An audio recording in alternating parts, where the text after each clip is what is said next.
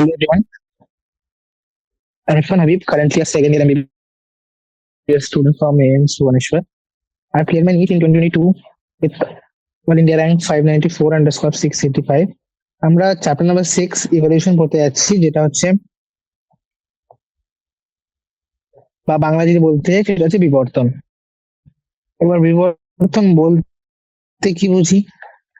বিবর্তন হচ্ছে সেই সমস্ত ঘটনা যেগুলি আদিমকাল থেকে শুরু করে বিবর্তন হতে পারে এরকম নয় যে শুধুমাত্র কোনো জীবিত বস্তুরই হতে।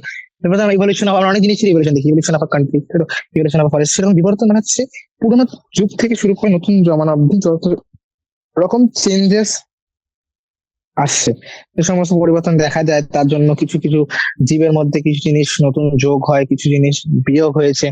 তো যেই সমস্ত চেঞ্জ গুলি এসেছে সেই সমস্ত জিনিসগুলিকে আমরা বলি বিবর্তন। সেখানে আসছে ইভলিউশনারি বায়োলজি বা বিবর্তনের এই যে জীববিদ্যাটা আছে, জীববিদ্যা যে ভাগের মধ্যে আমরা ইভলিউশন পড়ি, ঠিক আছে, সেটা আমরা এক্স্যাক্টলি কি বলছি, সেটা আমরা যত রকম জীবিত বস্তু রয়েছে পৃথিবীতে তাদের হিস্ট্রি বা তাদের অতীত সম্বন্ধে জানতে চাই। What exactly is evolution? প্রকৃতপক্ষে বলি কি ইভলিউশন কি বা বিবর্তন কি, তাহলে এটা বোঝার জন্য আমাদেরকে বছরের পর বছর এত বছর ধরে যে সমস্ত পরিবর্তন আসছে সেগুলিকে আমাদের জানার জন্য আমাদেরকে প্রথম জানতে হবে ইভলিউশন অফ আর্থ, কিভাবে পৃথিবীর বিবর্তন হয়েছে। আদিম পৃথিবীর সঙ্গে বর্তমান যুগের পৃথিবীর কোনো অনেক পার্থক্য রয়েছে। আগে অনেক অনুকূল প্রতিকূল পরিবেশ ছিল, এখন অনেক লাইফ ট্রেনিং বা অনুকূল পরিবেশ রয়েছে, আবার হয়তো পরবর্তী যুগে আরো দূষণের কারণে এটা আবার প্রতিকূল দিকে যাচ্ছে। তো কিভাবে পৃথিবীর বিবর্তন হলো, বিভিন্ন নক্ষত্রদের, বিভিন্ন নক্ষত্রের সঙ্গে সঙ্গে সূর্য একটি নক্ষত্র, তো সূর্যের বিবর্তন হয়েছে, সেখান থেকে পৃথিবীর বিবর্তন, পৃথিবীর বিবর্তনের সঙ্গে মানুষের বিবর্তন, সবই রিলেটেড।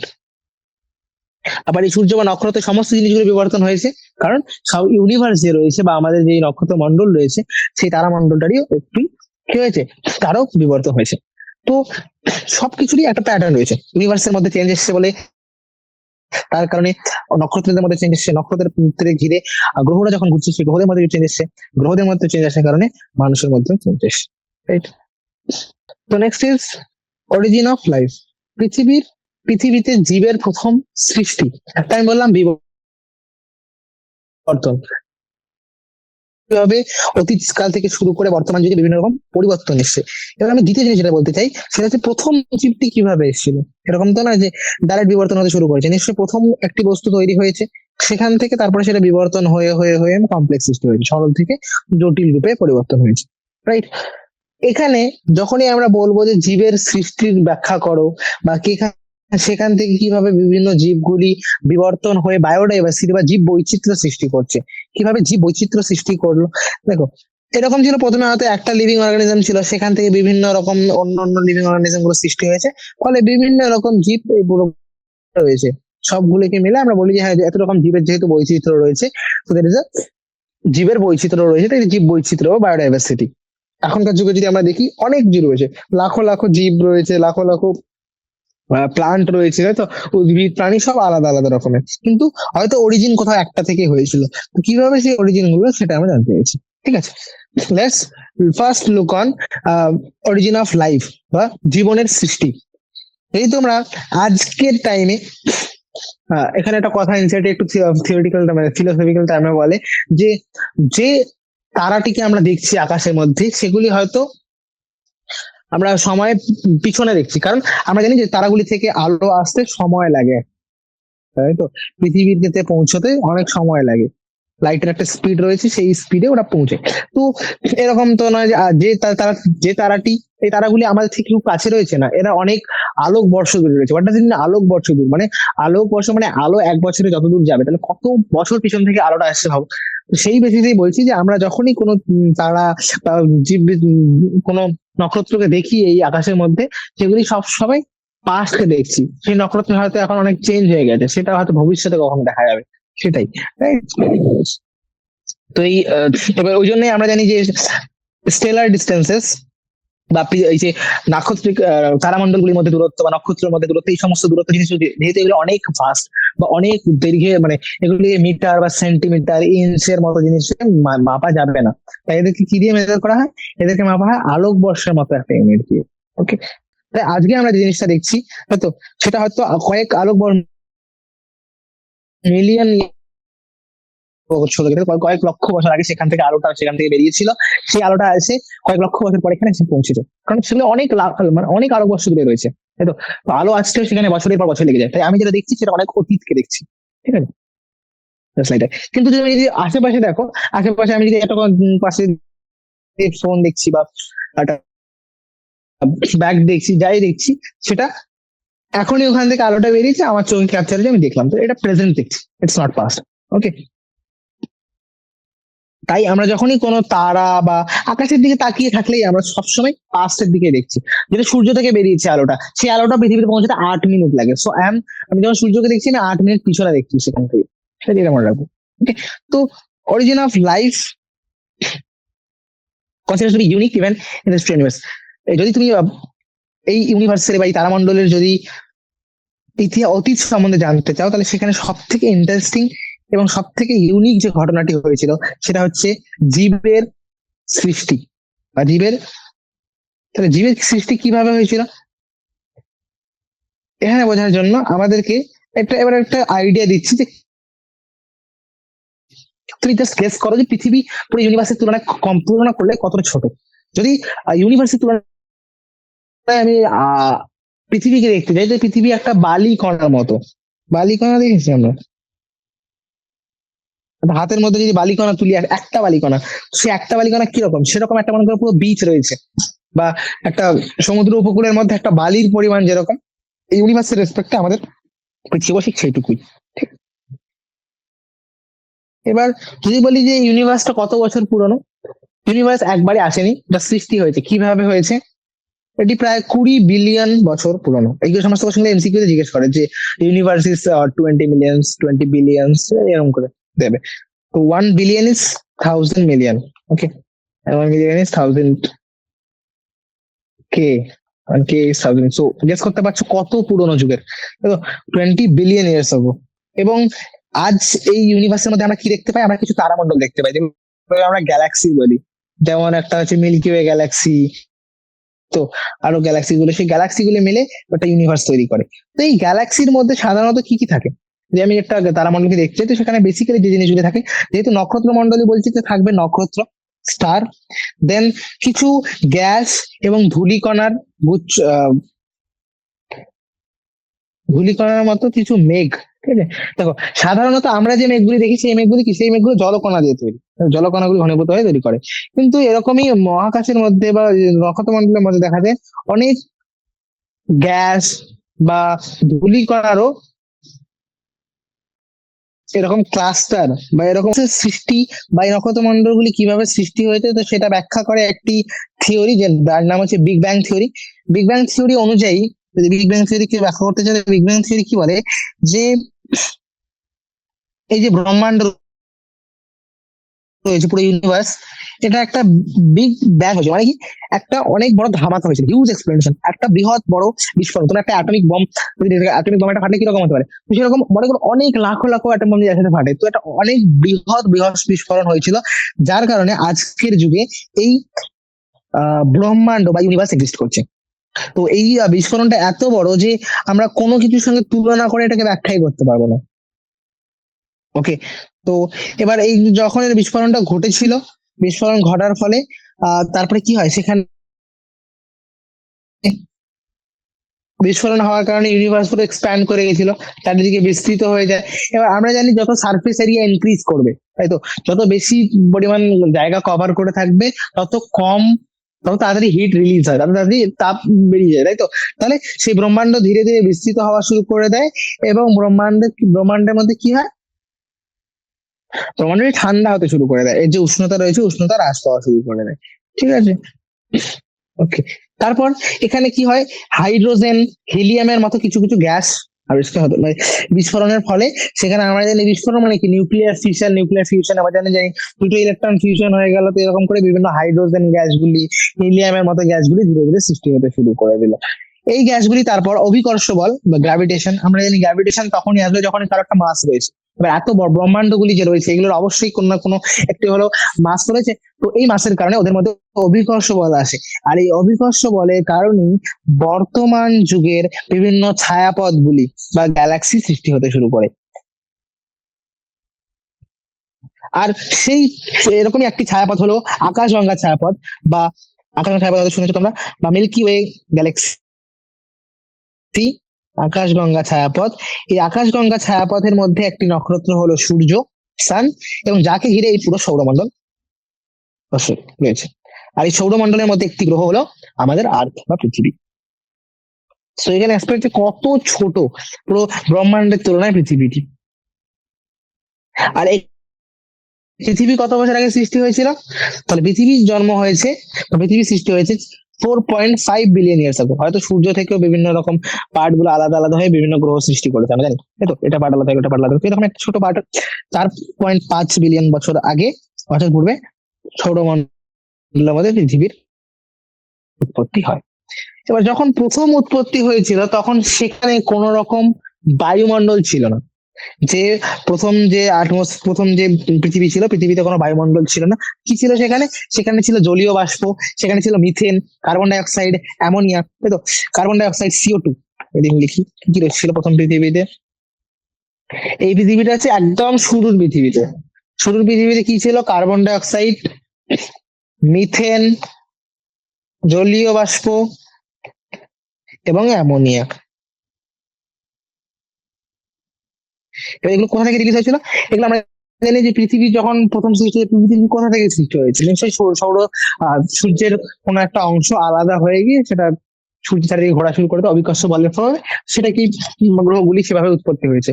সূর্য যখন সৃষ্টি হয়েছে, সূর্য থেকে যখন আলাদা হয়েছে, নিশ্চয়ই খুবই একটা একটা গরম, অনেক মনে করে একটা গরম বস্তু রয়েছে, ঠিক আছে, খুব হাই টেম্পারেচার হয়, তো আমরা জানি সেটা গলে যায়, তাই তো। তো সেই গলিত যে পদার্থগুলি ছিল, সেই গলিত পদার্থ থেকে এই সমস্ত গ্যাসগুলি, যেমন হচ্ছে কার্বন ডাই অক্সাইড, মিথেন, তাই তো, এগুলি সৃষ্টি হয়। কিন্তু একটা জিনিস লক্ষ্য করে দেখো যে রাসায়নিক পৃথিবীতে আর অক্সিজেন মানে সেরকম ভাবে ফ্রি ছিল না, তাই তো। প্রথম পৃথিবীতে আরো জিনিসগুলো যদি দেখো, সূর্য আসছে উপর থেকে, এবার সূর্যালোক কখন আমরা জানি ওজোন লেয়ার নেই, ওজোন স্তর নেই। এবার ওজোন স্তর নেই, তাহলে সূর্যালোক ডিরেক্টলি পৃথিবীর উপর এসে পড়ছে, পৃথিবীর সার্ফেসের উপর ডিরেক্টলি এসে পড়ছে। আর পৃথিবীর সার্ফেসের উপর পড়ে এ জলকে ভেঙে দিল। তাহলে H2O যখন সানলাইট পেলো, সানলাইটের প্রভাবে এটা ভেঙে গেল হাইড্রোজেন আর অক্সিজেন। এবার যেহেতু হাইড্রোজেন অনেক, আমরা জানি হাইড্রোজেন অনেক হালকা, হাইড্রোজেন আণবিক ভর 2, তাই তো, 2 AMU, তো অনেক হালকা হওয়ার কারণে হাইড্রোজেন গ্যাসগুলি উবে যায়, বা হাইড্রোজেন গ্যাসগুলি কি হয়ে যায়, হাইড্রোজেন গ্যাসগুলি মুক্ত হয়ে গেছিল, হালকা হাইড্রোজেন গ্যাসগুলি। ওকে। আর অক্সিজেন কি করলো? অক্সিজেন হচ্ছে অ্যামোনিয়ার সঙ্গে, মিথেনের সঙ্গে যুক্ত হয়, এবং যুক্ত হয়ে বিভিন্ন কম্পাউন্ড তৈরি করে, যেমন CO2 প্লাস H2O, এখানে NO2 প্লাস H2O, এরকম করে বেশি বেশি ধরনের জলের সৃষ্টি হতে শুরু করে। তাই গোটা পৃথিবী তখন, তাই তো, তাহলে জল, সেখানে H2O, CO2 এবং অন্যান্য গ্যাসের সৃষ্টি হতে শুরু করে। এই যে গ্যাসিয়াস ফর্মটা ছিল, এটা ভেঙে গেল কি H2 আর O2 তে। H2 বা হাইড্রোজেন হালকা হওয়ার কারণে মুক্ত হয়ে যায়, আর অক্সিজেন গুলি এই মিথেন, অ্যামোনিয়া, এগুলোর সঙ্গে যুক্ত হয়, আবার কি তৈরি করে?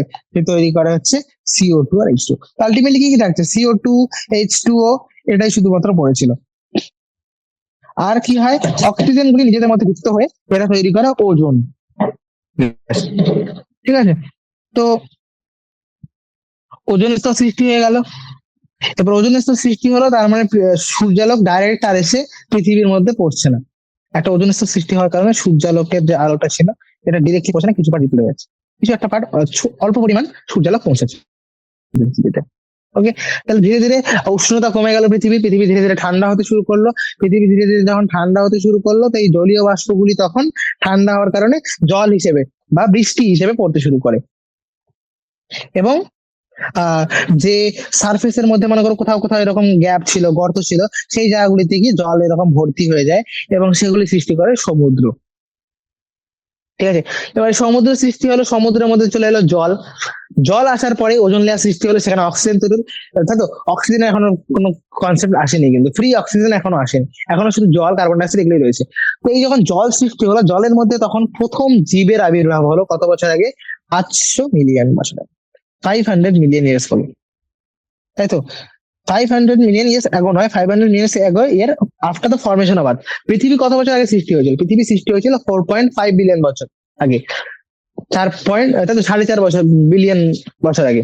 আর 4.5 বিলিয়ন বছরের থেকে ঠিক তার 500 মিলিয়ন বছর পর, অর্থাৎ প্রায় হাফ বিলিয়ন, তাই তো, তার মানে এখনকার থেকে রেসপেক্টে বলে প্রায় 4 বিলিয়ন বছর আগে, তাই তো, 4 বিলিয়ন বছর আগে প্রথম জীবের সৃষ্টি হলো। আর জীবের আবির্ভাব কোথায় হলো? প্রথম জলের মধ্যে। ওকে, তাহলে এখানে বলো, এই যে জীবগুলি এলো, জীবগুলি কোথা থেকে এলো? জীবগুলি কি অন্য কোনো গ্রহ থেকে কোনোভাবে পৌঁছালো এখানে, নাকি এখানেই সৃষ্টি হয়েছিল? তো এর উপর বিভিন্ন তত্ত্ব, বিভিন্ন থিওরিতে, বিভিন্ন থিওরি, বিভিন্ন এক্সপ্লেনেশন, অনেক কিছু ব্যাখ্যা, বিভিন্ন ব্যাখ্যা, বিভিন্ন তত্ত্ব রয়েছে। কিন্তু আমরা যেমন গ্রিকের গ্রিক যারা দার্শনিক ছিলেন তারা মানতেন, তাদের অনুযায়ী তারা গ্রিক চিন্তাবিদরা ভেবেছিলেন যে জীবনের একক হচ্ছে unit of life called spore. তো তারা বললেন যে জীবনের একক বা স্পোর যেটাকে বলছো, সেটা প্রথম অন্য কোনো গ্রহ থেকে এসেছিল, মানে আমাদের এখানে প্রথমে জীবের আবির্ভাব হয়নি, জীবের আবির্ভাব অন্য কোনো গ্রহ হয়েছে। আর উল্কাপিণ্ড টুন্ড যেগুলো অন্য গ্রহ থেকে আসে আমাদের পৃথিবীতে, সেগুলির মাধ্যমে এখানে প্রথম জীব এসেছিল। এটা তাদের মতামত ছিল, এবং এই কনসেপ্টটাকে ট্রান্সপারমিয়া বলা হয়, তাই তো। ট্রান্সপারমিয়াতেই ভরসা, তারা এটাই বিশ্বাস করেন। ঠিক আছে, এবং তারপরে এটা, এই কনসেপ্টে যাওয়ার পরে অনেক বছর ধরে এটাও মানা হয়েছিল যে জীব কোত্থেকে সৃষ্টি হয় না, জীব বিভিন্ন রকম পচনশীল পদার্থগুলি, যেমন খড়, মাটি। কারণ আমরা দেখেছি যে জায়গার মধ্যে মনে করো অনেক একটা জায়গার মধ্যে মাটি রয়েছে, খড় রয়েছে, তো সেখানে কি জানি কিছু সময়, কিছুদিন পর সেখানে ইঁদুর আসে, ব্যাঙ আসে, হয়তো পোকামাকড় চলে আসে। তো সবাই মেনে নিয়েছিল যে না, এই পচনশীল পদার্থগুলি থেকে এই সমস্ত জীবের আবির্ভাব হচ্ছে, তাদের মতে এটাই ছিল। ঠিক আছে, তো তাদের মতে খড়, মাটি, এ সমস্ত ক্ষয়প্রাপ্ত পচনশীল বস্তু থেকে জীবনের উৎপত্তি হয়। এবং এটা অনেক বছর ধরে মানা হয়েছিল। এবং এই ঘটনাটাকে, এই যে জীবের সৃষ্টি, আকস্মিক সৃষ্টি হয়, তো তারা এটাকে বলেছে আকস্মিক সৃষ্টি বা উদ্ভাব, উদ্ভাব তত্ত্ব, স্পন্টেনিয়াস জেনারেশন। তারা বলেছিলেন স্বতঃস্ফূর্ত উদ্ভাব তত্ত্ব। স্বতঃস্ফূর্ত ভাবে মানে কোনো একটা অজীবীয় পদার্থ থেকে জীবের প্রথম বা প্রাণের প্রথম সৃষ্টি হয়েছে, যার মধ্যে প্রাণ নেই এরকম কিছু পদার্থ একসঙ্গে রেখে দিলে সেখান থেকে প্রাণের সৃষ্টি হচ্ছিল, এরকম মানা হতো অনেক বছর আগে। কিন্তু লুইস পাস্তুর প্রথম, তিনি তার গবেষণার মাধ্যমে এটা প্রুফ করে দেন। তার গবেষণা তোমরা পড়বে, তার গবেষণা কি ছিল, তিনি প্রথম দেখালেন যে না, জীব এভাবে সৃষ্টি হয় না, জীব সৃষ্টি হয় তার কেবলমাত্র পূর্বে বিদ্যমান জীব থেকে জীবের সৃষ্টি হয়, যেখানে জীব আছে সেখান থেকে জীবের সৃষ্টি হয়। এবং তিনি কি করেছিলেন, তিনি করেছিলেন, আমি দেখাচ্ছি তার এক্সপেরিমেন্টটা। তিনি কিছু জীবাণুমুক্ত করা ফ্লাস্ক নিয়েছিলেন, ফ্লাস্ক বুঝি আমরা, তিনি কিছু জীবাণুমুক্ত করা ফ্লাস্ক নিয়েছিলেন। ঠিক আছে, এবার তিনি তারপরে ফ্লাস্কের মধ্যে মৃত ইস্ট রেখে দিলেন, একটা মৃত ইস্ট। আর তখন তোমরা বলছো যে মৃত বস্তু থেকে, পচনশীল বস্তু থেকে তৈরি হয়, তো তিনি একটা মৃত ইস্টকে রেখে দিলেন এখানে, রাইট, বা মৃত ইস্ট, একটা মৃত ইস্টকে রেখে দিলেন। ঠিক আছে, তো দেখলেন যে মৃত ইস্টকে রেখে দেওয়ার পরে যদি আমি মুখটি বন্ধ করে দিই ভালো করে, কোন রকম বাইরে থেকে বাতাস কিছু আসে না, পুরোপুরি ভাবে সেপারেট করে দিলে সেখানে কোন রকম জীবের সৃষ্টি হচ্ছে না, মৃত ইস্ট পড়েছিল, মৃত ইস্টই পড়ে থাকবে, এরকমই ছিল পরে। ঠিক আছে, কিন্তু আরেকটি ফ্লাস্ক, যেটি এরকম মনে করো একটি বায়ুর মতো উন্মুক্ত, যেটা আমি মুখটা এরকম কভার করিনি, ঠিক আছে, ওর মধ্যে মৃত ইস্ট রেখে দিয়েছি কিন্তু মুখটা কভার নেই, তাহলে বাতাস বাইরে থেকে আসছে, এরকম বায়ুতে উন্মুক্ত একটি ফ্লাস্ক রেখে দিলে সেখানে দেখা গেছে যে নতুন নতুন জীব এখানে আবির্ভাব হয়। তাই তো, এই ইস্টকে ঘিরে অনেক পোকামাকড়, অনেক অনেক অনেক ছোট ছোট ব্যাকটেরিয়া জীব গুলো এখানে জমতে শুরু করে। তাহলে এটা কি প্রুফ হলো, যে নিশ্চয়ই এখানে বায়ু থেকে, বায়ুর মাধ্যমে এই সমস্ত জীবগুলির আবির্ভাব হচ্ছে। কারণ যখন আমি মুখটা বন্ধ করে দিলাম তখন তো হয়নি, বায়ু থেকেই, তার মানে তোমরা যে বলছো এই মৃত তো তার মানে সেখানেও বায়ুর মাধ্যমে ব্যাকটেরিয়া যাচ্ছে বা কোনো না কোনো ব্যাকটেরিয়া সেখানে অন্য কোথা থেকে পৌঁছাচ্ছে। অর্থাৎ এখান থেকে এটাই প্রুফ হয়ে গেল যে স্বতঃস্ফূর্ত ভাবেই কখনোই কোনো জীবের আবির্ভাব হয় না, তাই তো? স্বতঃস্ফূর্ত জেনারেশন বা স্পন্টানিয়াস জেনারেশন হচ্ছে না, এবং এটা সবাই মেনেও নিয়েছিল, তাই তো? তাহলে চিরতরের জন্য স্বতঃস্ফূর্ত উদ্ভূত বাতিল হয়ে গেল। তাহলে বলো প্রথম লাইফটা কিভাবে ছিল? কারণ তুমি বলছো যে পূর্বে বিদ্যমান জীব থেকেই নতুন জীবের সৃষ্টি হয়, কিন্তু সবার প্রথম যে জীবটি এসেছিল সেই জীবটি তাহলে কোত্থেকে এলো? তো সেখানেই রাশিয়ার ওপারিন এবং ইংল্যান্ডের বিজ্ঞানী হার্লেন তারা প্রথম প্রস্তাব করলেন যে পূর্বে বর্তমান কিছু জড় জৈব অনুসমূহ, এরকম নয় যে জীবের সৃষ্টি সবসময় জীব হয়েছে, সর্বপ্রথম যে জীবের সৃষ্টি হয়েছিল সেই জীবটি সৃষ্টি হয়েছিল কোত্থেকে? পূর্বে বর্তমান কিছু জড় পদার্থ থেকে, জড় জৈব অণু থেকে। এটা হচ্ছে সবার প্রথম সৃষ্টি, প্রথম। সেইগুলি কি? RNA, protein. এবং এই যে রাসায়নিক বিবর্তন হয়েছে, তার মানে কেমিক্যাল, এই যে অর্গানিক মলিকিউল কম্পাউন্ড গুলো, এগুলি নিজেদের মধ্যে বন্ড করেই কেমিক্যাল পদ্ধতিতে রাসায়নিক বিবর্তনের মাধ্যমে জীবের সৃষ্টি হয়। তিনি এটা প্রুফ করেছিলেন। কারা? ওপারিন এবং হালডেন। রাসায়নিক বিবর্তন বলতে তাহলে কি বোঝাচ্ছি? হোয়াট ডাজ ইট মিন? যে কেমিক্যাল ইভলিউশন কথাটি বললাম, কেমিক্যাল ইভলিউশন তাহলে কি? রাসায়নিক বিবর্তন বলতে কি বুঝি? রাসায়নিক বিবর্তন লিখে দিচ্ছি। যে রাসায়নিক বিবর্তন বলতে বোঝায় যে অজৈব পদার্থ থেকে জৈব পদার্থের সৃষ্টি।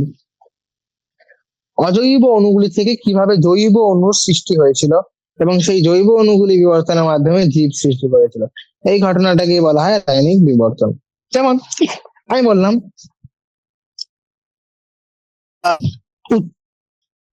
টেম্পারেচার খুব হাই ছিল, তাই তো? উষ্ণতা খুব উষ্ণ ছিল, তাই তো? উচ্চ তাপমাত্রায়, তারপর চারিদিকে ভলকানিক ইরাপশন হচ্ছে বা অগ্নুৎপাত হচ্ছে, রাইট? অগ্নুৎপাতের ফলে সেখানে বিভিন্ন ঝড়ের সৃষ্টি হয়, ঝড় সৃষ্টি হচ্ছে। আমি বলেছিলাম যে মিথেন এবং অ্যামোনিয়া এরকম গ্যাসগুলি ছিল, কিন্তু সেখানে কোনো ফ্রি অক্সিজেন ছিল না। তো পুরো পরিবেশটা কিরকম ছিল? রিডিউসিং টাইপের বা বিজারিত একটা বায়ুমণ্ডল, যেখানে অক্সিজেন নেই, বিজারিত একটি বায়ুমণ্ডল চারিদিকে। তো তাদের এই থিওরিটাকে বা তাদের এই তত্ত্বটাকে, রাসায়নিক বিবর্তনের বা কেমিক্যাল ইভলিউশনের এই তত্ত্বটিকে প্রুফ করলেন কে পরীক্ষা নিরীক্ষার মাধ্যমে? সেটা হচ্ছে মিলার। এস মিলার নামে একজন 1953-তে তিনি কি করেছিলেন তার গবেষণাগারে? তিনি তার গবেষণাগারে আহ একই রকম একটি পরীক্ষা সম্পাদন করেছিলেন। তিনি কি করলেন? এই যে আগের আদিম পৃথিবীতে যেরকম পরিবেশ ছিল ঠিক সেরকম একটি পরিবেশ তৈরি করার সৃষ্টি করেছিলেন তার মধ্যে। তিনি তড়িতের মাধ্যমে তড়িৎ স্ফুলিঙ্গে তিনি সৃষ্টি করেছিলেন একটা বদ্ধ। তিনি প্রথমে একটা ক্লোজ ফ্লাস্ক নিয়েছিলেন যাতে বাইরে থেকে কোন রকম জীব না প্রবেশ করে ফেলে, তাই তো? তো ক্লোজ ফ্লাক্সের মধ্যে তড়িৎ স্ফুলিঙ্গের মাধ্যমে তিনি তাপমাত্রা সৃষ্টি করেছিলেন, এবং সেই তাপমাত্রা কত? প্রায় 800°C। আমরা জানি যে প্রাচীন পৃথিবীতে বা শুরুর পৃথিবীতে কিরকম ছিল? শুরুর পৃথিবীতে তাপমাত্রা অনেক উচ্চ তাপমাত্রা ছিল। তো সেই 800°C তিনি তৈরি করার সৃষ্টি করেছিলেন তড়িৎ স্ফুলিঙ্গের মাধ্যমে। এবং সেখানে কি কি গ্যাস নিয়েছিলেন? মিথেন, হাইড্রোজেন, অ্যামোনিয়া, জলীয় বাষ্প, এদেরকে। এবং তিনি যখন এদেরকে রাখলেন, তিনি দেখলেন যে সেখানে কিছু কিছু অ্যামিনো অ্যাসিড তৈরি হয়েছে, এবং বাকিরাও এরকমই কিছু, মানে এবার যখন ম্যাটেরিয়াল চেঞ্জ করলো, কেউ হয়তো মিথেনের জায়গায় অন্য কোনো গ্যাস, এরকম কিছু কিছু গ্যাসের প্রপোর্শন চেঞ্জ করে এই রেশিওটা ইম্পর্টেন্ট, 2:1:2 এরকম একটা রেশিও ছিল, ঠিক আছে? তো এই অনুপাতে, বিভিন্ন অনুপাতে তারা যখন এই গ্যাসগুলিকে রাখলেন, তারা দেখলেন যে শর্করা, যত সমস্ত বৃহৎ অণুগুলি রয়েছে না, শর্করা, নাইট্রোজেন জাতীয় ক্ষার, বিভিন্ন রঞ্জক এবং ফ্যাট, স্নেহ পদার্থ সৃষ্টি হতে শুরু করে দেয়। এবং এবার আরেকটা জিনিসও বলাও যে কিন্তু আমরা একটা জিনিস দেখেছি যে বর্তমান যুগে যে সমস্ত আহ উল্কাপিণ্ডগুলি আসছে পৃথিবীর মধ্যে, সেই উল্কাপিণ্ডের মধ্যে যে সমস্ত পদার্থগুলি পাওয়া যায়, তাদের মধ্যেও দেখা যায় যে না, তাদের মধ্যে এরকম কিছু কিছু করে বিভিন্ন রকম যৌগ সমূহের উপস্থিতি লক্ষ্য করা যায়। তার মানে এটা এই বোঝাচ্ছে যে মহাশূন্যে অন্য কোথাও একই রকমের পদ্ধতি চলছে, কোথাও না কোথাও, কোথাও না কোথাও একই রকম পরিবেশ রয়েছে, যেখানে এই অজৈব অণুগুলি মিলে জৈব অণু সৃষ্টি করছে। এটা উল্কাপিণ্ডের বিভিন্ন রকম রাসায়নিক পর্যবেক্ষণে পাওয়া যায়। With this limited evidence, first part of conjecture, তাহলে এখান থেকেই মানে এই ওপারেন হাল্ডেনের তত্ত্ব এবং মিলারের এই রাসায়নিক লাইক এই প্রুফের মাধ্যমে এই প্রথম যে কনফিউশনটা ছিল, তাই তো, যে জীবের উৎপত্তির ইতিহাসের প্রথম অংশ, সেটা হচ্ছে রাসায়নিক বিবর্তন, জাস্ট কোনো না কোনো ভাবে আমরা বুঝেছি, মোরালেস একসেপ্ট হয়েছে, গ্রহণযোগ্য হয়েছিল। কিন্তু এখন অব্দি আমরা এটা বুঝতে পারলাম না, ঠিক আছে তুমি বললে অজৈব পদার্থ থেকে বিভিন্ন জৈব অণুগুলো তৈরি হলো, কিন্তু প্রথম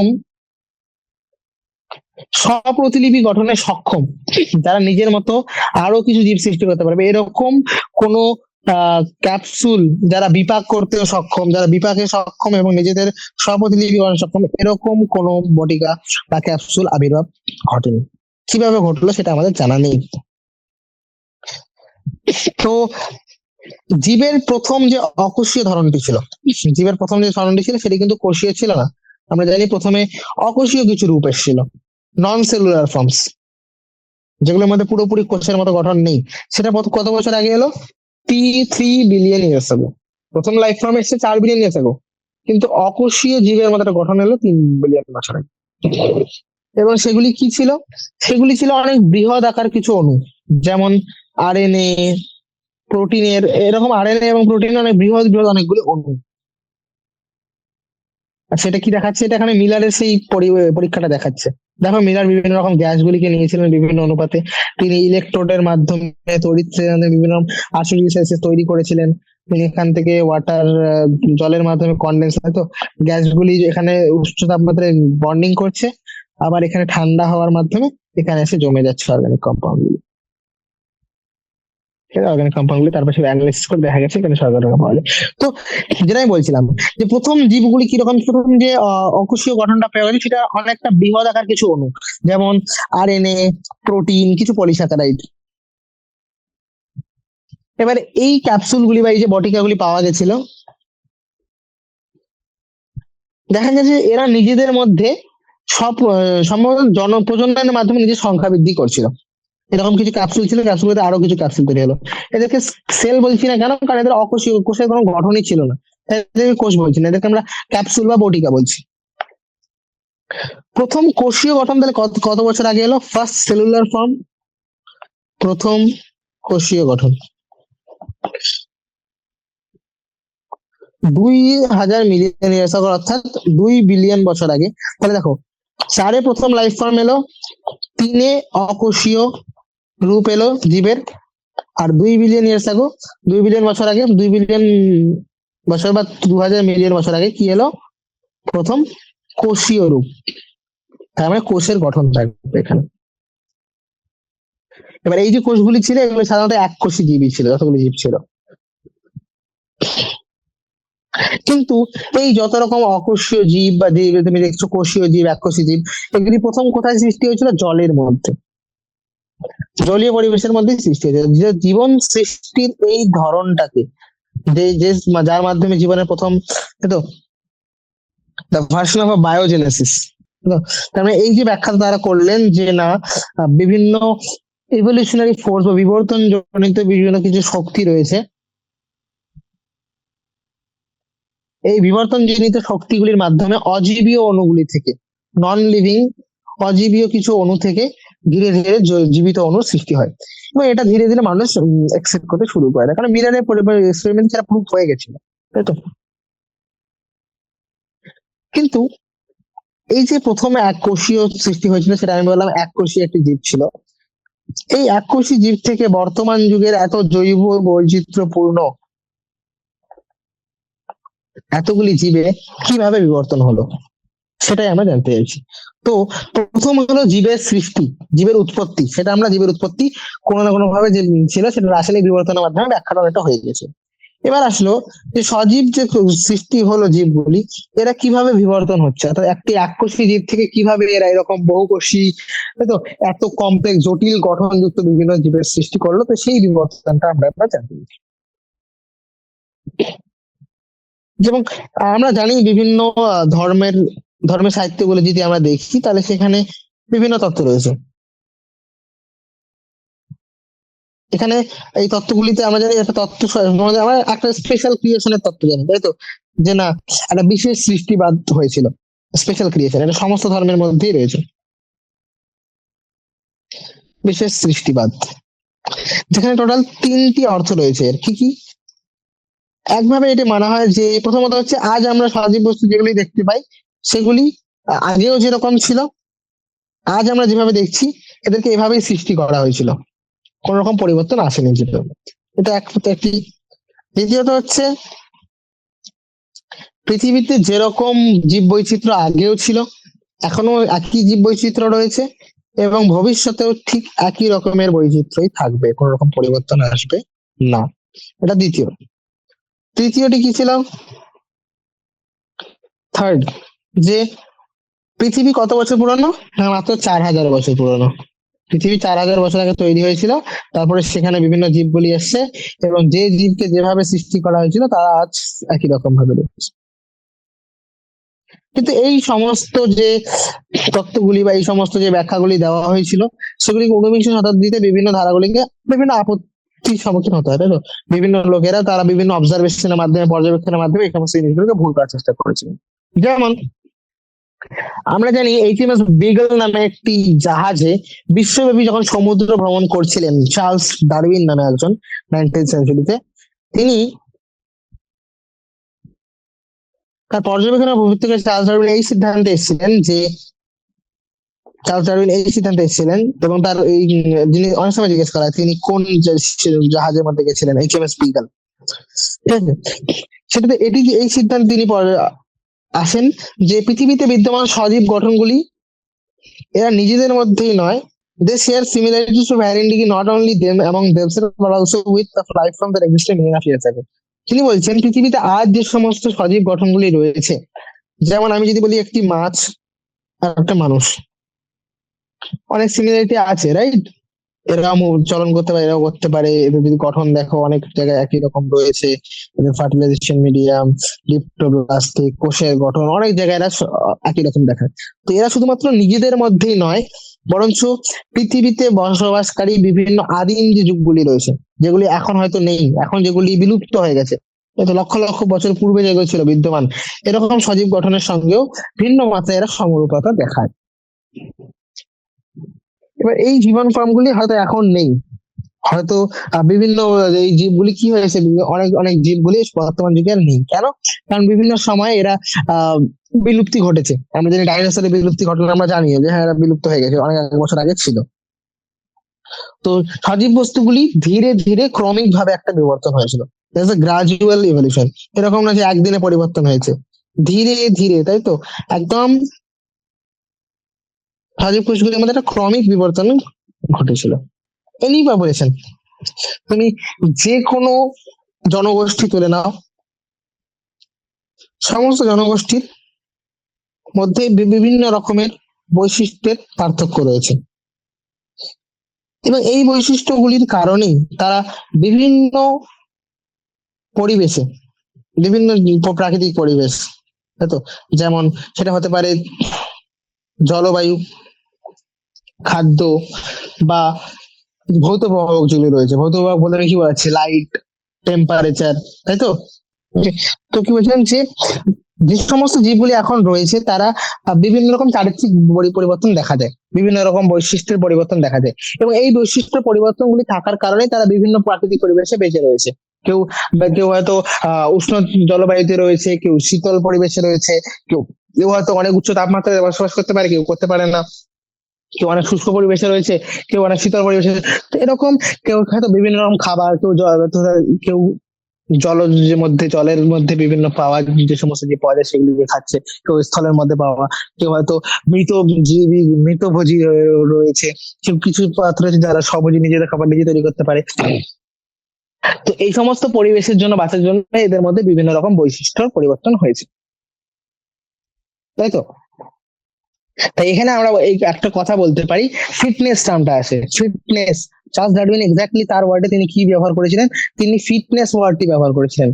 যে যে যে কোনো পরিবেশের জন্য একটা কিছু নির্দিষ্ট প্রকরণ ক্ষমতা রয়েছে, যাদের কাছে বেশি প্রকরণ ক্ষমতা রয়েছে তারা যোগ্য, তাই তো? ফিটনেস কি? যোগ্যতা।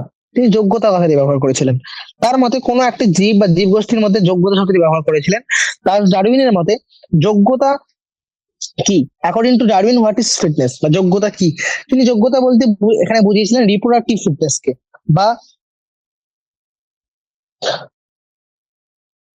তার মতে এটা ছিল সফলভাবে প্রজনন করার ক্ষমতা। কোন জীব কত বেশি সফলভাবে জনন করতে পারছে, তার মানে সে তত বেশি যোগ্য সেই পরিবেশের জন্য। তাই যে সমস্ত জীব যেগুলি, তাই তো, কোন একটি জীব যে সর্বোপরি সেই পরিবেশের মধ্যে সফলভাবে নিজেকে প্রজনন করতে পারে, তার মানে সে সেই পরিবেশের জন্য যোগ্য। আর যে করতে পারে না সে যোগ্য নয়, তাই তো? তাই যারা বেশি যোগ্য, পরিবেশ বা নেচার তাকে কি করবে, সেই জীবটিকেই চুজ করে নেবে, বা নেচার কি করে, পরিবেশ তাকে সিলেক্ট করে। আবার যেটি সেই পরিবেশের মধ্যে যোগ্য নয়, যে সেই পরিবেশের মধ্যে নিজের অপ্রত্যক্ষ প্রজন্মকে জন্ম দিতে পারছে না, পরিবেশ সেটিকে ধীরে ধীরে নেগলেক্ট করে দেবে বা সেটি বাদ চলে যাবে।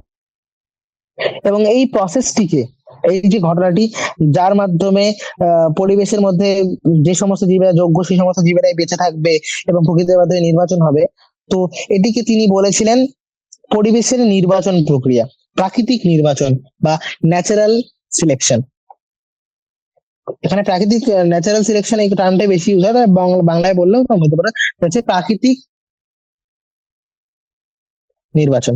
আমরা যখন নির্বাচন করি না, যে হ্যাঁ নির্বাচনের মধ্যে আমি একে চুজ করলাম বা একে চুজ করলাম, সেরকম নেচার তাকেই চুজ করবে যে যত বেশি যোগ্য, যে সেই পরিবেশের জন্য নিজেকে মানিয়ে নিতে পেরেছে, যে সেই পরিবেশের মধ্যে নিজেকে মানিয়ে নিয়ে সেই পরিবেশের মধ্যে বেশি বেশি পরিমাণে অপত্যজীব সৃষ্টি করতে পারছে। এবং তিনি বলেছিলেন এই প্রাকৃতিক নির্বাচনই হলো বিবর্তনের কারণ, বা প্রাকৃতিক বিবর্তনই হলো, প্রাকৃতিক নির্বাচনই হলো বিবর্তনের একটি পদ্ধতি। Then what is, according to the Charles Darwin, what is the mechanism of evolution? Mechanism of evolution হলো ন্যাচারাল সিলেকশন বা প্রাকৃতিক নির্বাচন। এবার তোমরা এখানে শুধুমাত্র চার্লস ডারউইনই নয়, তার সঙ্গে আলফ্রেড ওয়ালেস নামে আরেকজন বিজ্ঞানী ছিলেন। তিনি কি করেছিলেন, তিনি মাল মালায় আর্কিপেলাগো, মালায় একটা দ্বীপপুঞ্জ ছিল অনেকগুলি, ঠিক আছে, সেখানে তিনি গেছিলেন। এবং তিনি গিয়ে একই সময় তিনি একটা ঠিক অনেকটা একই রকমই সিদ্ধান্তে উপনীত হয়েছিলেন। এবং তাই পরবর্তীতে এটা বোঝা যায় যে, তাহলে এখান থেকে এটা প্রুফ হয়ে গেছিল যে সময়ের সঙ্গে সঙ্গে নতুন নতুন জীবেরা, তাই তো, জীবের স্বীকৃতি পাওয়া যোগ্য হলো। যেমন দেখা গেছে এই জীবটিকে আমরা চিনলাম, তারপর কিছু জীব হলো যে নতুন নতুন জীব, হয়তো প্রথমে আমরা নতুন কিছু কিছু স্পেসিফিক অ্যামাউন্টের জীবই জানতাম, তারপরে আরো যখন মানুষ বিভিন্ন জায়গায় যাওয়া শুরু করলো, যেমন তিনি যখন মালদ্বীপ পুজো গেলেন, তিনি নতুন নতুন জীবকে আবিষ্কার করলেন, ঠিক আছে। এবং তিনি দেখলেন যে না, তিনি এবং ডারউইন দুজনে মিলে তারা দেখেছিলেন যে এই সমস্ত জীবগুলির মধ্যে না কোথাও না কোথাও তারা নিজেদের মধ্যে সমরূপতা রয়েছে, কিছু না কিছু সিমিলারিটি তাদের রয়েছে, এবং তারা কোথাও না কোথাও নিজেদের একই পূর্বপুরুষ থেকে উদ্ভূত হয়েছে বলে মনে হয়। একটাই পূর্বপুরুষ ছিল, সেখান থেকে হয়তো একই পূর্বপুরুষ থেকে ভিন্ন ভিন্ন জীবের সৃষ্টি হচ্ছে, এরকম। যদিও যদি হয়তো কারো এই যে পূর্বপুরুষগুলি ছিল, হয়তো পূর্বপুরুষগুলি পৃথিবীর বিভিন্ন সময়, সময় বলতে আমরা পৃথিবীর সময়গুলি কিভাবে ভাগ করি, ইপক, পিরিয়ড, এরা, আমরা বলি যে যুগ, তাই তো, যুগ পিরিয়ড ছিল সেই যুগে, আদিম যুগে। তো সেই যুগে বিভিন্ন পূর্বপুরুষ ছিল। এই পূর্বপুরুষগুলি থেকে বিভিন্ন জীবের সৃষ্টি হয়েছে, যেগুলির মধ্যে কোথাও না কোথাও এরা নিজেদের মধ্যে কিছু রকম সমরূপতা দেখায়। তাই এখানে একটা জিনিস আছে যে পৃথিবীর ভূতাত্ত্বিক ইতিহাসের সঙ্গে জীববিদ্যার ইতিহাস অনেক ঘনিষ্ঠভাবে সম্পর্কিত। কেন? কারণ আমরা দেখেছি যত বেশি বেশি সময়ের সঙ্গে সঙ্গে পৃথিবীতে কি হয়েছে, পৃথিবীতে সবসময় কি পৃথিবীর ম্যাপ এরকমই ছিল? এখনকার যুগে যেরকম রয়েছে সামথিং লাইক দিস, তাই না? পৃথিবীতে এখন যে ম্যাপটা রয়েছে, পৃথিবীর ম্যাপ সবসময় এরকম ছিল না। পৃথিবীর ম্যাপ বিভিন্ন সময় বিভিন্ন রকম পরিবর্তন হয়েছে, এবং যত বেশি ভূতাত্ত্বিক পরিবর্তন হয়েছে, সময়ের সঙ্গে সঙ্গে পৃথিবীর জীবগুলির মধ্যে পরিবর্তন এসেছে, তাই তো? তাই তো? এবং আমরা যখনই আমি যে বলছি এরকম বিবর্তন আসছে, এখানে কিন্তু আমরা এই বিবর্তনগুলি কোনো বছরে, হয়তো বা 100 বছরে, 1000 বছরে বলছি না। এই বিবর্তনগুলি বা এই চেঞ্জ গুলি, এই পরিবর্তনগুলি এসছে billion of years, million of years, তাই তো? লাখ লাখ, লক্ষ লক্ষ, কোটি কোটি বছর ধরে এই বিবর্তন বা এই পরিবর্তনগুলি এসছে। প্রাকৃতিক নির্বাচন হয়েছে, তারা যোগ্য হয়েছে, তারা তারপর বিভিন্ন রকম জীবের সৃষ্টি করেছে। এবার আসে এভিডেন্সেস অফ ইভলিউশন। তুমি যে বলছো বিবর্তন হয়েছে, তো তার সপক্ষে কিছু প্রমাণ, যেগুলির মাধ্যমে আমরা বলতে পারি যে না, হ্যাঁ, বিবর্তন হয়েছে বলেই এই সমস্ত প্রমাণগুলি রয়েছে, কারণ বিবর্তন কোথাও না কোথাও দেখা গেছে। তো কিছু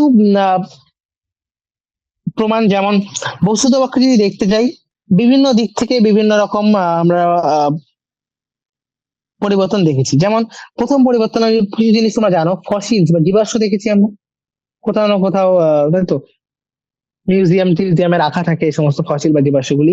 জীবাশ্মগুলি কি? জীবাশ্মগুলি কিছুই না, যে পাথরের মধ্যে সজীব বস্তুর কঠিন অংশ পাওয়া যায়, কোনো হাড় গোড় বা পাওয়া যায়, সেগুলো আমরা বলি জীবাশ্ম। এবার রক কি? পাথর কি? পাথর হচ্ছে পলল দিয়ে তৈরি হয়, তাই তো? যে সেডিমেন্ট গুলি ধরে ধরে, তো সেডিমেন্ট গুলি পৃথিবীর, মনে করো আমি যদি পৃথিবী নিই, পৃথিবীর যদি আমি কোনো একটা অংশ যদি প্রস্থচ্ছেদ করে দেখি, তো সেখানে এদের দেখা যায় যে বিভিন্ন সময় কিভাবে পললগুলি সজ্জিত হয়েছে, কিভাবে বিভিন্ন সময় এভাবে সজ্জিত হয়েছে, নাকি এভাবে এভাবে সজ্জিত হচ্ছে। তো বিভিন্ন সময় বিভিন্ন ভাবে এরা সজ্জিত হয়ে যায়। সময়ের সঙ্গে সঙ্গে এদের আমরা যখন এই বিভিন্ন রক গুলি দেখি, যে কোনো পাথর রয়েছে, অনেক পাথর রয়েছে, আগ্নেয় শিলা রয়েছে, পলল শিলা রয়েছে, পালবিক শিলা রয়েছে, তাই তো? তো বিভিন্ন শিলা রয়েছে। এই শিলাগুলি কিভাবে সৃষ্টি হয়? পললগুলি একের উপর সজ্জিত হয়। তো পৃথিবীর প্রস্থচ্ছেদ কেটে দেখলে আমরা বিভিন্ন রকমের শিলার গঠন করতে পারি। আমরা বুঝতে পেরেছি যে সময়ের সঙ্গে সঙ্গে বিভিন্ন রকম চেঞ্জেস এসছে। এই সমস্ত চেঞ্জেস আসার কারণে হয়তো সেই পৃথিবী, যখন ওই রকটা বা ওই শিলাটি তৈরি হচ্ছিল, সেই যে যুগটি ছিল, হয়তো সেই যুগে সেই জীবগুলি মানে সেখানে পৃথিবীতে বসবাস করতো। তারপর যখন তার উপরে সেগুলি ঢাকা পড়ে গেছে, বিলুপ্ত হয়ে গেছে, এরকম করে। এভাবেই পৃথিবীর, বললাম না, ভূতাত্ত্বিক ইতিহাসের সঙ্গে জীববিদ্যার ইতিহাস অনেকভাবেই কানেক্টেড, আমরা লিঙ্ক করতে পারি। যখন সেই পার্টিকুলার সেগমেন্ট, মানে সেই যখন পললটা সৃষ্টি হচ্ছিল, তখন হয়তো সেই জীবগুলি সেখানে মরে পড়ে গেছিল, চাপা পড়ে গেছিল। এরকমই এরকমই দেখা যায়। কিছু আবার রয়েছে যেগুলি, এরকম অনেক জীব রয়েছে যেগুলি জীবের সঙ্গে বর্তমান যুগে বিভিন্ন জীবের সিমিলারিটি দেখা যায়, একই রকমের, কিন্তু কিছু না কিছু পার্ট আলাদাও রয়েছে। যেমন অনেক এরকম জীব রয়েছে যেগুলি এক্সটিংক্ট অর্গানিজম, ডাইনোসরের মতো কিছু অর্গানিজম রয়েছে যেগুলি বর্তমান যুগে নেই। এরকম কিছু জীব রয়েছে যাদের কোনো রকম বর্তমান যুগে এদের মতো অন্য কোনো জীব পাওয়াই যায় না, তাই তো? তো ফসিল বা জীবাশ্মের ভালো করে যদি আমরা পর্যবেক্ষণ করি, এদেরকে ভালো করে নিয়ে অধ্যয়ন করলে আমরা এটাও জানতে পারি। কারণ আমরা যদি জিওলজিক্যাল জিনিসগুলি জানি, আমরা ভূতত্ত্ব সম্বন্ধে যদি জানা থাকে, এবং আমরা যদি ভূতত্ত্বের ডেটিং করে সেখান থেকে সেগুলি সময় বের করা যায়, কত বছর আগে এই জিনিসটা হয়েছিল, সেই হিসাবে আমরা বলতে পারি যে কত বছর আগে এই জিনিসটা অবস্থান করতো। সময়ের সঙ্গে ভূতত্ত্বের ভিত্তিতে আমরা বিভিন্ন সময়ের কোন সময়ে কোন দ্বীপটি বসবাস করতে, এই সমস্ত জিনিসগুলি জানতে পেরেছি। এবং এটাও দেখা গেছে যে বিভিন্ন সময় পৃথিবীতে বসবাসকারী জীবের পরিবর্তন হয়েছে। কিছু জীব ছিল যারা একটা নির্দিষ্ট সময়ের জন্য পৃথিবীতে ছিল, তারপর তারা বিলুপ্ত হয়ে গেছে। এবং এই সমস্ত জিনিসগুলিকে আমরা বলি প্যালেন্টোলজিক্যাল এভিডেন্স বা জীবাশ্ম ঘটিত প্রমাণ। এগুলো সবগুলি কোথেকে পাচ্ছি? আমরা জীবাশ্ম দিয়ে এই সমস্ত প্রমাণগুলো পাচ্ছি, তাই তো? তাদেরকে বলা হয় জীবাশ্ম ঘটিত প্রমাণ।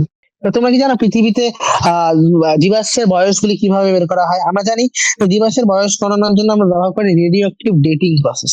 ডেটিং পদ্ধতির মাধ্যমে আমরা বিভিন্ন জীবাশ্মের বয়স নির্ণয় করে থাকি। এবার আর্নস্ট হেকেল প্রথম জীবের বিবর্তনের সপক্ষে একটি প্রস্তাব দিয়েছিলেন, সেটা হচ্ছে এমব্রিওলজিক্যাল এভিডেন্স বা ভ্রূণ ঘটিত। এগুলো তো জীবাশ্ম ঘটিত প্রমাণ পেয়েছে অনেক। এবার কিছু ভ্রূণ ঘটিত প্রমাণও রয়েছে যেগুলি আর্নস্ট হেকেল প্রথম প্রস্তাব করেছিলেন। তিনি বললেন যে, তিনি দেখলেন না যে মেরুদণ্ডী প্রাণীগুলির ভ্রূণের মধ্যে, এরা যখন ভ্রূণ গঠন হয়, তাতে মায়ের পেটের মধ্যে যখন ভ্রূণের সৃষ্টি হয়, তাদের মধ্যে কিছু না কিছু কমন এরকম অনেক বৈশিষ্ট্য পাওয়া যায় যেগুলো তাদের পরিণত রূপের মধ্যে নেই। যেমন আহ, আমাদের যখন আমাদের ডেভেলপমেন্ট দেখো, কোথাও না টেলের একটি পার্ট ছিল, লেজের একটু পার্ট থাকে, কিন্তু পরিণত প্রাণীতে তো নেই, তাই তো? তো এটাই দেখা যায় যে এদের ভ্রূণ ভ্রূণের মধ্যে এমন অনেক পর্যবেক্ষণ পরিলক্ষিত বৈশিষ্ট্য পাওয়া যায় যেগুলি পরিণত প্রাণীর মধ্যে নেই। For example, the embryos of vertebrates including humans they develop a row of vestigial gill. Vestigial gill বলতে কি বুঝি? ভেস্টিজিয়াল গিল বা তোমরা যদি ভালো করে লক্ষ্য করো দেখতে পাবে যে মানুষও অনেক মেরুদণ্ডী প্রাণী রয়েছে, এদের ভ্রূণে কি মস্তকের ঠিক পিছনে এক শ্রেণী লুপ্ত প্রায় ফুলকা ছিদ্র রয়েছে। এরকম ফুলকা ছিদ্র রয়েছে অনেকগুলি, এবং এটা কোথায় দেখা যাচ্ছে? এদের ভ্রূণের মধ্যে। ডেভেলপড বাট পরিণত জীবের মধ্যে তুমি দেখো, আমাদের পরিণত প্রাণী পরিণত মানুষের ক্ষেত্রে নেই এটা। কিন্তু এই সমস্ত এই গিলগুলি বা তুমি যে এই যে বললাম গিলের কথা, যে ফুলকা ছিদ্র, কিন্তু এগুলি তো অনেক প্রাণীতে রয়েছে, যেমন মাছ, তাই তো? মাছের মধ্যে রয়েছে, কিন্তু আবার অন্যান্য মেরুদণ্ডী গুলির মধ্যে নেই। ঠিক আছে? তিনি এই ব্যাখ্যাটাই করেছিলেন যে ভ্রূণ তাহলে এটাই হচ্ছে যে সবাই একই রকম পূর্বপুরুষ থেকে সৃষ্টি হয়েছে বলে এদের সবাই ভ্রূণ গঠিত বৈশিষ্ট্যগুলি একই রকম, বা ভ্রূণের ডেভেলপমেন্টের সময় এই বৈশিষ্ট্যগুলি আবার পুনরাবৃত্তি হয়। তো এরকম একটা ব্যাখ্যা করেছিলেন, কিন্তু এটাকে পরবর্তীতে ডিসঅ্যাগ্রি বা এটাকে পরবর্তীতে খারিজ করে দেওয়া হয়েছিল। কার্ল আর্নস্ট ভন বিয়ের নামে একজন, তিনি কি করেছিলেন, এই বিষয়টির উপর সতর্কভাবে যখন গবেষণা করলেন এবং তিনি বললেন যে এই প্রস্তাবটি ভুল। তিনি বললেন যে ভ্রূণগুলি কখনোই অন্য অন্য প্রাণীদের পূর্ণাঙ্গ দশার মধ্যে দিয়ে বাহিত হয় না। যেমনটি আর্নস্ট হেকেলের মতে ছিল যে ডেভেলপড বা পরিণত যে বিবর্তনের অন্যান্য বিবর্তনের প্রাণীগুলি কি করছে, বিবর্তনের সময় তাদের পূর্বপুরুষদের, হয়তো পূর্বপুরুষের বৈশিষ্ট্যগুলি ব্যাখ্যা করে বা অন্য অন্য প্রাণীর পূর্ণাঙ্গ দশার মধ্যে দিয়ে পাস করে। কিন্তু ভন বিয়ে ভালো করে দেখলেন যে এরকম নয়, কোথাও না কোথাও একই রকম নয়, অনেক আলাদা রয়েছে। ঠিক আছে? তো ভন বিয়ারের মাধ্যমে এই এমব্রিওলজিক্যাল সাপোর্ট ইভ্যালুয়েশনটা খারিজ হয়ে গেছিল আর্নস্ট হেকেলের দ্বারা। তো বর্তমানে আমরা যে সমস্ত ব্যাখ্যাগুলি করি সেগুলো হচ্ছে তুলনামূলক শারীরস্থান এবং অঙ্গস্থানিক ব্যাখ্যাগুলি। মরফোলজি এবং অ্যানাটমির মধ্যে কম্পারেটিভ একটা সিমিলারিটিস এবং ডিফারেন্সেস, অনেক সাদৃশ্য এবং বৈসাদৃশ্য রয়েছে। এবার এই ধরনের সাদৃশ্যগুলি শুধুমাত্র যে সমস্ত প্রাণীগুলো বর্তমান যুগে রয়েছে তাদের মধ্যে এই অঙ্গ সংস্থান বা শারীরস্থানিক বৈশিষ্ট্য সাদৃশ্য দেখা যায় না, বৈসাদৃশ্য দেখা যায় না। যে সমস্ত প্রাণীগুলি বা যে সমস্ত জীবেরা অনেক বছর আগে, লাখো লাখো বছর আগে এক্সিস্ট করতো, তাদের মধ্যেও কোথাও না কোথাও শরীরস্থানিক বা অঙ্গস্থানিক সাদৃশ্য বৈসাদৃশ্য দেখা যায়। এবার এই বৈশিষ্ট্যগুলিকে আমরা ব্যবহার করতে পারি এইটা ব্যাখ্যা করার জন্য যে এরা কি সাধারণ পূর্বপুরুষ থেকে আসছে কি আসছে না, এই বিশ্লেষণ করার জন্য যেটা সবাই কি একই পূর্বপুরুষ থেকে এসছে সেটা ব্যাখ্যা করার জন্য আমরা এই সমস্ত সাদৃশ্য বৈসাদৃশ্যগুলো ব্যবহার করে থাকি। যেমন তোমরা জানো তিমি মাছ, বাদুড়, চিতা, মানুষ বা এটা সবার মধ্যে কি রয়েছে, এদের সবার মধ্যে এদের যে অগ্রপদ গুলি রয়েছে, ফোর লিম অগ্রপদ গুলি, তো দেখো মানুষ, চিতা, তারপর হচ্ছে তিমি, বাদুড়, সবার অগ্রপদের মধ্যে দেখো অগ্রপদের যে হাড়গুলি রয়েছে সে হাড়গুলি একই রকম ভাবে সজ্জিত, কিন্তু এরা বিভিন্ন কাজ করে, তাই তো? যেমন দেখো এদের সবার মধ্যে একটা রেডিয়াস রয়েছে, আলনা রয়েছে, কার্পালস, মেটাকার্পালস এবং ফ্যালাঞ্জ রয়েছে। রেডিয়াস, সরি, হিউমেরাস, রেডিয়াস, আলনা, কার্পালস, মেটাকার্পাল, ফ্যালাঞ্জেস। হিউমাস, রেডিয়াস, আলনা, carpal, metacarpal, phalanges. Humus, humerus, radius, আলনা, কার্পাল, মেটাকার্পাল, ফ্যালাঞ্জেস। তো সবারই মধ্যে একই রকম গঠন রয়েছে, সবারই গঠনগুলো দেখো এই সমস্ত হিউমেরাস, রেডিয়াস, আলনা, কার্পাল, মেটাকার্পাল এবং ফ্যালাঞ্জ দিয়ে গঠিত, কিন্তু সবাই বিভিন্ন রকম কাজ করে। যেমন তুমি যদি দেখো মানুষের ক্ষেত্রে কি করে, মানুষ এগুলি দিয়ে বিভিন্ন রকম সূক্ষ্ম কাজ করতে থাকে। চিতা এটাকে দৌড়তে ব্যবহার করে অগ্রপথকে, তাই তো? বাদুড় এটিকে উঠতে সাহায্য করে, আবার তিমি মাছ এটি সাঁতার কাটতে ব্যবহার করছে। তাই এই সমস্ত জীব যারা একই রকমের গঠন দেখায়, তাই তো, যাদের তাই এই সমস্ত প্রাণীগুলি যাদের গঠনগত বিভিন্ন প্রয়োজনে তারা অভিযোজিত হয়েছে, তাই তো? এরা কিভাবে অভিযোজিত হয়েছে, এর অ্যাডাপ্টেশন কেন হয়েছে না, এদের বিভিন্ন নিড রয়েছে, এদের সবার আলাদা আলাদা প্রয়োজনের কারণে এরা অভিযোজিত হয়েছে। একটা ছিল, একটা থেকে বিভিন্ন দিকে গেছে ডিপেন্ডিং অন দেয়ার নিডস। তো এটাকে বলি অপসারী বিবর্তন, যেটা এক জায়গা থেকে ডাইভার্জ হয়ে যাচ্ছে, এক জায়গা থেকে অপসারণ হয়ে যাচ্ছে বিভিন্ন রূপে, এটাকে বলে অপসারী সারি পরিবর্তন। কি বলি এটাকে? অপসারী পরিবর্তন, অপসারী পরিবর্তন আর বিবর্তন। আর এই গঠনগুলিকে কি বলা হয়? সমসমস্ত গঠন, হোমোলোগাস, সমসমস্ত গঠন। এবার বিভিন্ন প্রাণীর মধ্যে এই যে হোমোলগি দেখা যায় বা এই যে সমসংস্থান দেখা যায়, এটা কি প্রমাণ করে? এটা প্রমাণ করে যে এরা সবাই একই পূর্বপুরুষ থেকে উদ্ভূত হয়েছে, একই পূর্বপুরুষ থেকে উদ্ভূত হয়েছে, সেখান থেকে এরা বিভিন্ন রকম রূপে পরিণত হয়েছে। আরো উদাহরণ রয়েছে, যেমন আমি একটা উদাহরণ অগ্রপদ দিয়ে দিলাম, সেরকম মেরুদণ্ডী প্রাণীতে তুমি যদি হার্ট নাও বা ব্রেন নাও, তাই তো, মস্তিষ্ক বা হৃৎপিণ্ড, এগুলির মধ্যেও এরকম অনেক সিমিলারিটি দেখা যায়। এবার আরো একটি পরিবর্তন দেখো, সেটা হচ্ছে আরো একটি সাদৃশ্য বৈশিষ্ট্য, সেটা হচ্ছে আহ উদ্ভিদের ক্ষেত্রে, উদ্ভিদের যে কাঁটা রয়েছে, বাগান ভেলিয়াতে আমরা জানি কাঁটা থাকে, তাই তো, বাগান ভেলিয়াতে কাঁটা থাকে, বাগান ভেলিয়াতে কাঁটা দেখেছি, বাগান ভেলিয়াতে কাঁটা রয়েছে। আর কুমড়ো গাছের ক্ষেত্রে আকর্ষ থাকে, টেন্ড্রিলস বলি আমরা এগুলো, এরকম আকর্ষ রয়েছে। এগুলিও দেখো, এগুলির এরা সবাই মডিফাই একটা থেকেই হচ্ছে, সবগুলো আমরা জানি নোডের মধ্যে থেকে তৈরি হচ্ছে। তো যদি গঠনগত ভাবে দেখতে হয়, গঠনগত ভাবে একই, কিন্তু কাজের উপর নির্ভর করে। একটি হয়তো এটাকে ঝুলতে সাহায্য করে, মানে আঁকড়ে থাকতে সাহায্য করে, কুমড়ো কোথাও ধরে রাখতে সাহায্য করে কুমড়োকে, তেমনি বগেন ভেলিয়ার ক্ষেত্রে এটি থেকে প্রতিরক্ষা দেওয়ার জন্য কাটা বা কন্টক হিসেবে কাজ করে। তো এরাও একটা হোমোলজিকে রিপ্রেজেন্ট করছে বা সমসংস্থানকে, সমসংস্থান অঙ্গের একটা উদাহরণ। তো সমসংস্থ অঙ্গগুলি যেটা অপসারী বিবর্তনের অপসারী বিবর্তনের কারণে সৃষ্টি হয়, এরকমই আরেকটা রয়েছে যেটা এর একদম বিপরীত, সেটা হচ্ছে অপসারী বিবর্তনের বিপরীত হচ্ছে সমবৃত্তীয় অঙ্গ।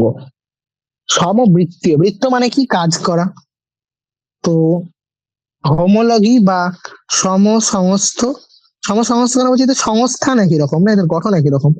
আর অ্যানালজি বলতে কি বোঝাচ্ছি? অ্যানালজি বলতে বোঝাচ্ছি সমবৃত্তীয়, বৃত্ত মানে কাজ করা। তো একই রকম কাজ করবে এরা, কিন্তু এদের গঠন আলাদা।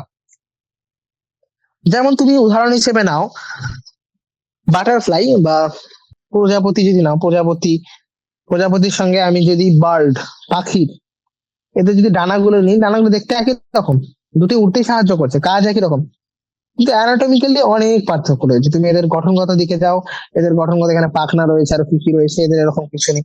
তো এদের গঠনগত ভাবে এরা অনেক আলাদা, কিন্তু কাজের দিক থেকে এরা একই রকম। তো এই ধরনের বিবর্তন, যেখানে বিভিন্ন বিভিন্ন গঠন হওয়া সত্ত্বেও একই রকম, কারণ একই রকম কাজ করছে তারা, তো একে বলা হয়, এই ধরনের বিবর্তন যেখানে সবাই এক কাছে আসছে, সেটাকে আমরা বলি অভিসারী। অপসারিতে বিবর্ণের দিকে যাচ্ছিল, অভিসারিতে একই দিকে আসছে, এটা হচ্ছে অভিসারী বিবর্তন। আর অঙ্গগুলিকে কি বলি? সমবৃত্তীয় অঙ্গ, যেখানে বিভিন্ন ধরনের গঠনগুলি একই রকমের কাজ করে। আরো কিছু উদাহরণ রয়েছে সমবৃত্তীয় অঙ্গের, সেগুলি কি বলো? অক্টোপাসের চোখ, ম্যামালস বা স্তন্যপায়ী প্রাণীগুলির চোখ, তাই তো, স্তন্যপায়ী প্রাণী আর অক্টোপাসের চোখ যদি দেখো, দুটোই কি করছে? দেখতে সাহায্য করে, কিন্তু এদের গঠনগত ভাবে এরা অনেক আলাদা। তেমনি পেঙ্গুইন, ডলফিনের যে ডানাগুলি রয়েছে, সেগুলিও কিন্তু অনেক আলাদা। তাই এরা বলতে পারো যে এরা যেহেতু একই রকম বাসস্থানে থাকে, ডলফিন, পেঙ্গুইন সবগুলো যে জলের মধ্যে সাঁতার কাটতে সাহায্য করে, যেহেতু একই পরিবেশে থাকছে, তাই একই রকমের কাজ এদেরকে করতে হয়, তাই তো। তো এই একই রকমের কাজের কারণে একই রকম এরকম গঠনগুলি সৃষ্টি হয়েছে, এরা বিভিন্ন ভাবে নিজেদেরকে অভিযোজিত করেছে, তাই তো। এরকমই উদ্ভিদদের ক্ষেত্রে দেখা যায় সুইট পটেটো, মিষ্টি আলু, যেটা একটা মূলের মডিফিকেশন, তাই তো, বেরিয়েছে মূলের পরিবর্তিত রূপ। অন্যদিকে আলু, যেটা একটা কাণ্ডের পরিবর্তিত রূপ, কিন্তু দুটোই কি করছে? খাদ্য সঞ্চয় করতে সাহায্য করে। তো এটাও একটা অ্যানালগি বা সমবৃত্তীয় অঙ্গের উদাহরণ, ঠিক আছে। এগুলো হচ্ছে কিছু অঙ্গ সংস্থানিক এবং শারীরবৃত্তিক বিভিন্ন গঠনের মধ্যে যে সমস্ত প্রমাণগুলি পাওয়া যায় যে হ্যাঁ, এরা একই পূর্বপুরুষ সৃষ্টি হয়েছে, বা ভিন্ন পূর্বপুরুষ থেকে সৃষ্টি হওয়া সত্ত্বেও এরা একই বাসস্থানে থাকে বলে একই রকম কাজ করছে বিভিন্ন অঙ্গগুলি। Okay, in the same line of argument, similarities in protein and gene, যে সমস্ত প্রোটিন গুলি বা জিন গুলি বিভিন্ন কাজ করে, হ্যাঁ, এদের মধ্যেও অনেক বিভিন্ন জীব যে সমস্ত কাজ যে সমস্ত কাজ করে, যেমন কিছু প্রোটিন রয়েছে, কিছু জিন আছে যে এই প্রোটিনটা এই স্পেসিফিক কাজ করছে, বা এই জিনটি এই স্পেসিফিক কাজ করছে। তো এই প্রোটিন বা জিনগুলি যারা একটা নির্দিষ্ট পরিমাণে কাজ সম্পাদন করে, এদের মধ্যে অনেক সাদৃশ্য দেখা যায়। এবং এই সমস্ত সাদৃশ্য থেকে প্রমাণ হয়, যেমন অনেক এন্ডোনিউক্লিয়াস, বিভিন্ন প্রাণীর মধ্যে একই রকম এন্ডোনিউক্লিয়াস পাওয়া যায়, বা সবার মধ্যে তুমি দেখো যে জেনেটিক কোড 3 করে। তো এখান থেকে প্রুফ হয় যে এরা কোথাও না কোথাও এরা একই রকমের পূর্বপুরুষে, একই রকম পূর্বপুরুষ থেকে এদের সবার উৎপত্তি হয় বলেই এরকম সিমিলারিটি রয়েছে এদের কিসে, এদের জৈব রাসায়নিক জিনিসগুলির মধ্যে এরকম সমরূপতা দেখা যায়। এবার আমরা জানি এই পথ অনুসরণ করে আমরা আরো জিনিসগুলো ব্যাখ্যা করতে পারি, যেমন মানুষ কি করে বিভিন্ন রকম গাছ, তাই তো উদ্ভিদ প্রাণী, এগুলিকে আমরা চাষ করি আজকালকার যুগে, কৃষিকাজ, উদ্যান বিদ্যায়, তারপর উদ্যান বিদ্যা রয়েছে, স্পোর্টস, এই সমস্ত জিনিসে মানুষ কি করে বিভিন্ন, তুমি দেখো না কুকুর বা অন্যান্য জিনিসগুলিকে, বিভিন্ন ঘোড়া এগুলিকে খেলাধুলোর মধ্যে, হয়তো স্পোর্টস এর মধ্যে ব্যবহার করে। আবার এগ্রিকালচার, কৃষিকাজ এবং উদ্যান বিদ্যার ক্ষেত্রে বিভিন্ন রকম উদ্ভিদের ব্যবহার করে থাকি আমরা, তাই তো। তো মানুষ কি করেছে, মানুষ দেখেছে যে মানুষ বিভিন্ন বন্য জীবগুলিকে আজকালকার যুগে তারা পোষ, যেটাকে বলে পোষিয়ে নিয়ে, আমরা পোষ মানিয়ে নিয়েছি। তো অনেক বন্য প্রাণী রয়েছে, এবার আমরা পোষ মানিয়ে নিয়েছি। অনেক বন্য বেড়াল ছিল, বন্য কুকুর, সেগুলোকে পোষ মানানো হয়ে গেছে। তো মানুষ কি করেছে, এটা মানুষ কি করে বিভিন্ন রকম, আমরা এগুলো শিখে গেছি সময়ের সঙ্গে সঙ্গে। আবার জমির মধ্যে এরকম অনেক শস্য উদ্ভিদ রয়েছে যেগুলো শুধুমাত্র বনে পাওয়া যেত, আজকালকার সেগুলো আমরা চাষ করছি, তাই তো। তো মানুষ কি করেছে, বিভিন্ন জীবের মধ্যে নিবিড় প্রজনন কর্মসূচির মাধ্যমে আমরা বিভিন্ন ব্রিডের সৃষ্টি করেছি, যে ব্রিড গুলি অন্য ব্রিড গুলি থেকে আলাদা। এটা একটা তর্ক বিষয় যে মানুষ 100 বছরের মধ্যে যেরকম বিস্তৃতি পায়, দেখো আমরা কি করেছি একটা বন্য রূপের সঙ্গে একটা পোষ পোষ যেগুলো পুষি, সেই সমস্ত একটা তাই তো গৃহে বাড়ির মধ্যে থাকা কুকুরের যদি ব্রিড করে, প্রজনন করার পরে নতুন একটা নতুন রকমের আমরা জানি যে ব্রিড সিস্টেম। তো মানুষ এগুলি 100 বছরে বা 200 বছরে করে নিয়েছে। কিন্তু সিমিলার জিনিস প্রাকৃতিক ভাবে বা নেচারের মধ্যে হতে লক্ষ লক্ষ বছর লেগে যায়। তো এটাও একটা প্রুফ যে হ্যাঁ, বিবর্তন হয়েছে, একই পূর্বপুরুষ থেকে এরা সবাই সৃষ্টি হয়েছে।